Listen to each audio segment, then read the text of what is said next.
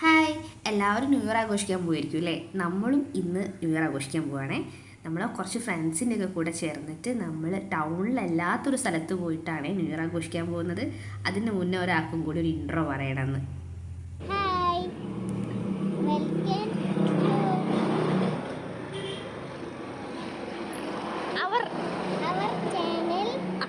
തുങ്കുമോക്ക് intro പറയാൻ ഇഷ്ടമായപ്പോൾ ഞാനൊരു video എടുത്ത് ഇതാക്കിയതാട്ടോ. തുങ്കുമോള് മോളെ കൂടെ കളിച്ച് നടക്കുകയാണ്. മോൾ ആദ്യമായിട്ടാണ് വേറെ ആൾക്കാരുടെ അടുത്തേക്ക് പോകുന്നത്. അവൾ ആദ്യം മുതലേ അങ്ങനെ ആരുടെ അടുത്തേക്കും പോകാറില്ല. അപ്പോൾ ഇപ്പോൾ എല്ലാവരും കണ്ട് പരിചയമായി പിന്നെ വലുതാവുകയല്ല, അപ്പം മാറുമല്ലോ. അപ്പോൾ അങ്ങനെ അവൾ എല്ലാവരുടെ അടുത്തേക്കും പോവുകയാണ്. നമ്മൾ ടൗണിൽ നിന്ന് മാറിയിട്ടാണ് ന്യൂ ഇയർ ആഘോഷിക്കുന്നത്. കാരണം ടൗണിൽ നമുക്ക് അടുക്കാൻ പറ്റില്ല, വണ്ടിയും കാര്യങ്ങളും ബ്ലോക്കും നല്ല തിരക്കൊക്കെ ആയിരിക്കും. അപ്പം നമ്മൾ സങ്കേതം എന്ന് പറഞ്ഞൊരു സ്ഥലത്തേക്ക് പോകാമെന്ന് വിചാരിച്ചത് കേട്ടോ. ഈ മഴയൊക്കെ പെയ്യുന്ന സമയത്ത് അവിടെ ഭയങ്കര ഫേമസാണ്. വെള്ളത്തിലൂടെ അങ്ങനെ നടക്കുന്ന വീഡിയോസും കാര്യങ്ങളൊക്കെ നിങ്ങൾ കാണാറില്ലേ? അവിടേക്ക് പോകാനാണ് വിചാരിച്ചത്. പക്ഷെ അവിടേക്ക് പോകുന്ന വഴിയാണ് ഈ ഒരു ബ്രിഡ്ജ് കണ്ടത്. അപ്പോൾ അവിടെ അത്യാവശ്യം നല്ല ആൾക്കാരുണ്ട്, വെളിച്ചമുണ്ട്, കുഴപ്പമില്ല. അപ്പോൾ നമ്മൾ ഇവിടെ ആക്കാമെന്ന് വിചാരിച്ചേ. നമ്മൾ പോകുമ്പം കുറച്ച് പടകമൊക്കെ വാങ്ങിയിട്ടുണ്ട് പൊട്ടിക്കാൻ വേണ്ടിയിട്ട്. കുറച്ച് ഓലപ്പടകം, ഇങ്ങനെ തിരിക്കുന്ന ജാതി ഒരു പൂത്തിരി പോലത്തെ സാധനം, മത്താപ്പ്, മെഷാപ്പൂ, അങ്ങനത്തെ സാധനങ്ങളൊക്കെ വാങ്ങിയിട്ടുണ്ട് കേട്ടോ. അതെല്ലാവരും കൂടി കത്തിക്കുകയാണേ. നമ്മൾ അപ്പുറത്തും ഇപ്പുറത്തുള്ളവരൊക്കെ പടകം കത്തിക്കുന്നുണ്ട് കേട്ടോ. പടകം പേടിയുള്ളത് തുങ്കുമോക്കും ഇൻ്റെ മോക്കും ദേവുവിനും കേട്ടോ. ഇവർ മൂന്നാളും കരയുന്നുമുണ്ട്. അല്ല, ദേവ് കരയുന്നില്ല കേട്ടോ, ദേവ് മാറി നിൽക്കുകയാണ്. അപ്പോൾ ഇവർക്ക് മൂന്നാൾക്കും പടകം ഭയങ്കര പേടിയാണ്.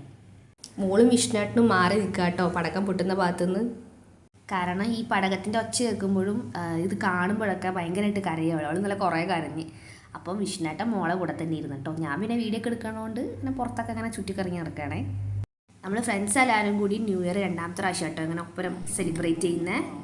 കല്യാണമൊക്കെ കഴിഞ്ഞതിൻ്റെ മുന്നേ ഇങ്ങനെ ന്യൂ ഇയറും കാര്യങ്ങളൊക്കെ ഉണ്ടാകുമ്പോൾ എല്ലാത്തപ്പോൾ എനിക്ക് രാത്രി പുറത്ത് തോന്നി ഇങ്ങനെ കറങ്ങുന്നതൊക്കെ ഭയങ്കര ഇഷ്ടമാട്ടോ. രാത്രി നല്ല രസമായിരിക്കുമല്ലേ. പക്ഷേ അമ്മയും അച്ഛനൊന്നും വിടൂല കേട്ടോ, അങ്ങനെ പുറത്ത് പോകാൻ പറ്റൂല എന്നൊക്കെ പറയും. അവരൊക്കെ പണ്ടത്തെ ആൾക്കാരല്ലേ. അപ്പം പ്രത്യേകിച്ച് പെൺകുട്ടികളും കൂടി ആകുമ്പം പുറത്ത് പോകണ്ടെന്ന് തന്നെ പറയും. കല്യാണം കഴിഞ്ഞപ്പോൾ ഫുൾ ഞങ്ങൾ പുറത്ത് തന്നെയാണ് കേട്ടോ. ഫുൾ മാറി കാര്യങ്ങളൊക്കെ.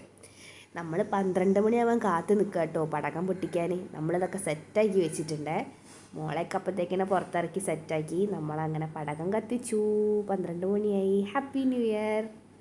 ന്യൂ ഇയർ ആവാനായപ്പോഴേക്ക് തന്നെ കുറേ ആൾക്കാർ ആ ഭാഗത്തേക്ക് വന്നിട്ടുണ്ടായിരുന്നു കേട്ടോ. ഇങ്ങനെ ഓരോ സ്ഥലത്ത് നിന്ന് പടക്കം പൊട്ടുന്നത് കാണാനും പിന്നെ കുറേ ആൾക്കാർ വണ്ടിയിൽ അങ്ങോട്ടും ഇങ്ങോട്ടും ഹാപ്പി ന്യൂ ഇയർ എന്നൊച്ചയിൽ പറഞ്ഞ് ഓടി പോകുന്നുണ്ടായിരുന്നു കേട്ടോ. പിന്നെ ഈ ചെക്കന്മാരെ കുറച്ച് ഡാൻസൊക്കെ ഉണ്ടായിരുന്നു, അതൊക്കെ കണ്ടിരുന്ന്. നമ്മൾ കൊണ്ടുപോയ ഫുഡിൻ്റെ വേസ്റ്റൊക്കെ നമ്മൾ തിരിച്ച് വീട്ടിലേക്ക് തന്നെ കൊണ്ടുപോകാം കേട്ടോ. ഒന്നും നമ്മളവിടെ കളഞ്ഞ് വൃത്തിയേടാക്കിയിട്ടില്ല. പിന്നെ നമ്മളെല്ലാവരും കൂടി നമ്മൾ കണ്ടുകൂട്ടിയ സ്ഥലത്തേക്ക് തന്നെ പോന്നു. അപ്പം ഹാപ്പി ന്യൂ ഇയർ ഒക്കെ ഒന്നും കൂടി പറഞ്ഞു. അപ്പം എല്ലാവരും കൂടി വീട്ടിലേക്ക് പോകാം കേട്ടോ കിടന്നുറങ്ങാൻ വേണ്ടിയിട്ട്. അപ്പം വേറൊരു വീഡിയോയിൽ കാണാം. അപ്പം ഇഷ്ടമായാൽ ലൈക്ക് ചെയ്യുക, ഷെയർ ചെയ്യുക. ബൈ.